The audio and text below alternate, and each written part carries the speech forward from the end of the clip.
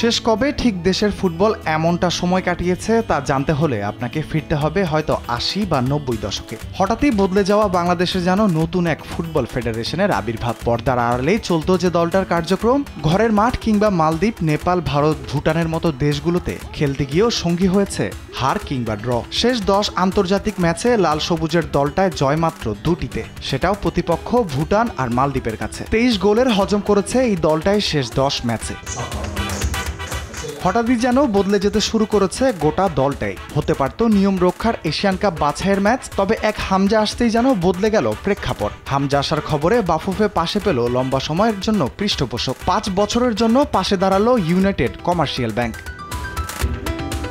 সেই হামজাই বাংলাদেশের মাটিতে পা রাখার ঘোষণায় আন্তর্জাতিক ফুটবল থেকে অবসর নেয়ার মাত্র ৮ মাসের ব্যবধানে আবারও জাতীয় দলের জার্সি গায়ে চাপাতে যাচ্ছেন ভারতীয় কিংবদন্তি সুনীল ছেত্রী। ভারতের সামনে ঘোর বিপদ টের পেয়ে ডাগআউটে ফিরেছেন এই কিংবদন্তি। ছেত্রীর ফিরে আসা নিঃসন্দেহে বাড়তি অক্সিজেন যুক্ত করতে চলেছে ভারতীয় দলকে। সেটিকে কাজে লাগিয়েই ভারতীয় দলের দায়িত্ব গ্রহণের পর প্রথম জয়ের স্বাদ পেতে চাইবেন মানোলো মার্কুয়েজ।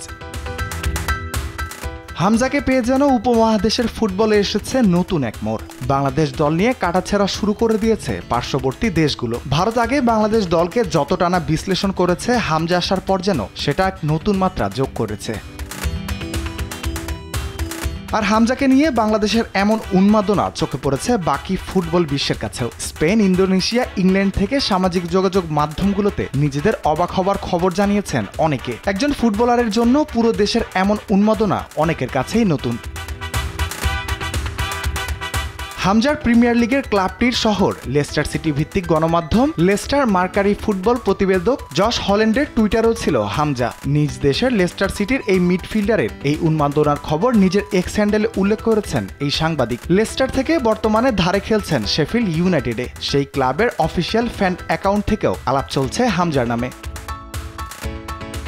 ESPN ইন্ডিয়ার সামাজিক যোগাযোগ মাধ্যমেও জায়গা করে নিয়েছেন হামজা। ক্রীড়া বিষয়ক আরেক ওয়েবসাইট রেফ স্পোর্টেজেও আছে হামজার খবর। ভারতের ফুটবল বিশ্লেষকরাও ব্যস্ত ছিলেন হামজাকে নিয়ে। ইন্দোনেশিয়া, ইংল্যান্ড এবং স্পেন থেকেও আসছে হামজা সংক্রান্ত টুইট। এমনকি আর্জেন্টিনার সাংবাদিকের টুইট অ্যাকাউন্টেও আছে হামজা চৌধুরীকে নিয়ে বাংলাদেশি ভক্তদের উন্মাদনার খবর। আর ভারতের ফুটবল ভক্তরাও হামজা চৌধুরীকে নিয়েছেন বিশ্লেষণের মেজাজে। ভক্তদের এমন প্রত্যাশা অনেক সময় ক্রীড়াবিদদের চাপ হিসেবে কাজ করে, তবে হামজা এতে মোটেও চাপ অনুভব করছেন না। তাদের ভালোবাসা হামজার চাপ নয়, যেন ভালো খেলার এক অনুপ্রেরণা।